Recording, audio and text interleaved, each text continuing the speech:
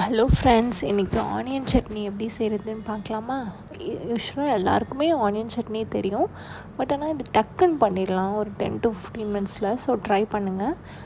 Big onion வந்து 2, small onion 10, tomato 1, curry leaves கொஞ்சமாக, coriander leaf little, garlic 3 piece, ginger little கொஞ்சம், அதாவது சும்மா ஒரு குட்டி பீஸ், ரெட் சில்லி 2, உளுந்தம்பருப்பு 1 ஸ்பூன், கடலைப்பருப்பு 1 ஸ்பூன். ஃபஸ்ட்டு எண்ணெயை வந்து நல்லா ஹீட் பண்ணதுக்கப்புறம் உளுந்தம்பருப்பையும் கடலைப்பருப்பையும் ஆட் பண்ணிக்கோங்க.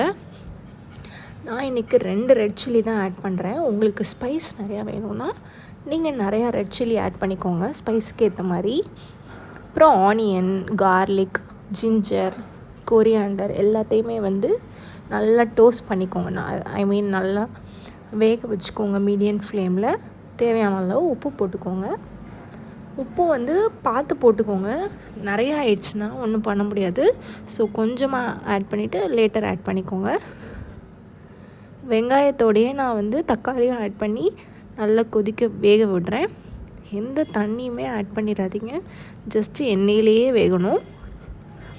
இந்த வெங்காயம் தக்காளி எல்லாம் நல்லா மசிஞ்சு வரணும். அந்த ஸ்டேஜில் தான் வந்து நம்ம ஆஃப் பண்ணணும். ஸோ அது வரையும் அப்பப்போ வந்து நல்லா கிளறி விடுங்க. அடி பிடிச்சிச்சின்னா ஒரு மாதிரி பிடிச்ச ஸ்மெல் வரும். ஸோ அதனால் நல்லா கிளறி விட்டுட்டே இருங்க. இந்த ஸ்டேஜில் வந்து ஆஃப் பண்ணிவிட்டு நல்லா ஆறுனதுக்கப்புறம் தான் மிக்சியில் அரைக்கணும். சூடாக அரைச்சிடாதீங்க. அதே மாதிரி தண்ணி விடாமல் அரைச்சாலே இந்த மாதிரி நல்லா பேஸ்ட்டாக வரும். ஸோ இதுக்கு தோசை, இட்லி எல்லாத்துக்கும் சூப்பராக இருக்கும். கடுகு, எண்ணெய், கருவேப்பிலை போட்டு தாளித்து சர்வ் பண்ணுங்கள். தேங்க்யூ. கீப் வாட்சிங்.